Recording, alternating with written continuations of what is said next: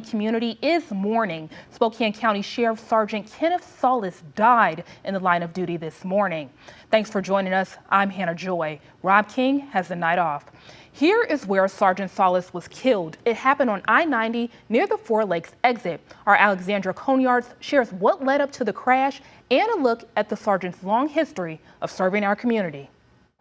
A beloved sergeant deputy lost his life in the line of duty this morning. It's a very tough time for the people who worked for him, who worked with him, because he was such a good and professional deputy. Sergeant Kenneth Solis dedicated more than 3 decades of his life to the Spokane County Sheriff's Office.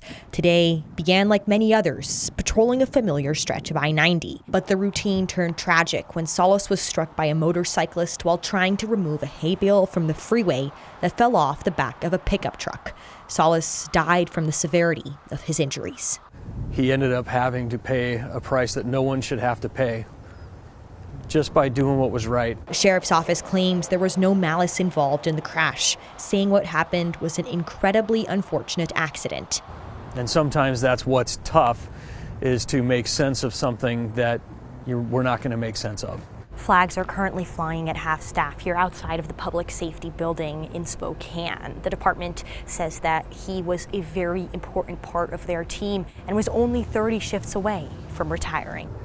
He had been to my office just yesterday, telling me that he had planned to retire on September 30th. In his 34 years in law enforcement, Solis served in various roles. Before that, he dedicated 2 decades to the Air Force and National Guard. To those who had the honor of knowing him, he is remembered as a devoted leader. I think he took the idea of being a servant leader to heart, and I think the men and women who worked with him and worked for him would tell you that they just absolutely loved working for him. Sheriff John Knowles says those wishing to pay their respects to Solis can do so at the Law Enforcement Memorial in front of the Public Safety Building.